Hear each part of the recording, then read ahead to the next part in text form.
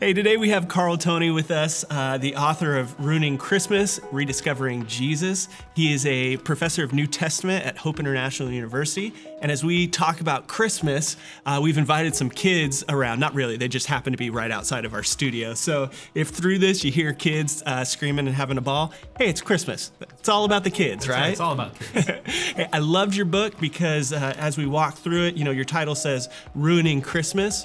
But this project has helped me really reimagine Christmas as I rediscover Jesus. And so thanks for diving into how we need to reimagine by finding new novelty and also finding those consistents. I wanted to ask you more specifically about the shepherds. Why is it important?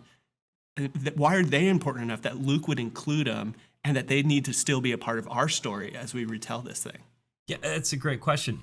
I think one of the things that's surprising when you start to look at the four Gospels together and read them side by side. First, like in terms of ruining Christmas, the first Gospel was probably the Gospel of Mark, which doesn't include any kind of Christmas story. Like he's the Grinch who stole Christmas by not even including it in the first place.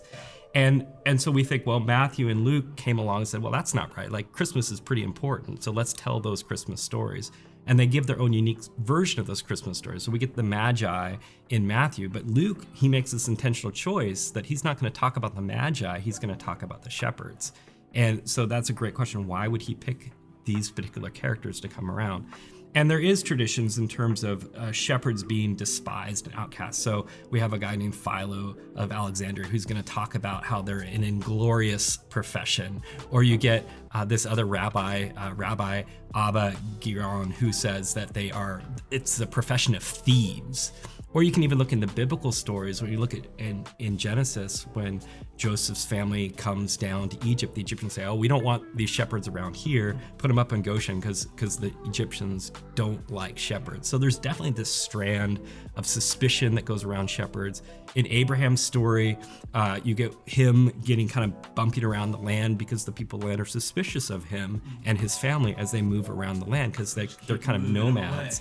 Yeah, and it pulls on, I think, the stereotypes, the negative stereotypes that we sometimes could put on people. And Luke is playing with that and challenging those stereotypes. So in modern days, we might think of the gypsies, which that's a negative term, that's a pejorative term. That is a racial term. They're the Romani people. If we want to be respectful of those people, that's what we should be calling them.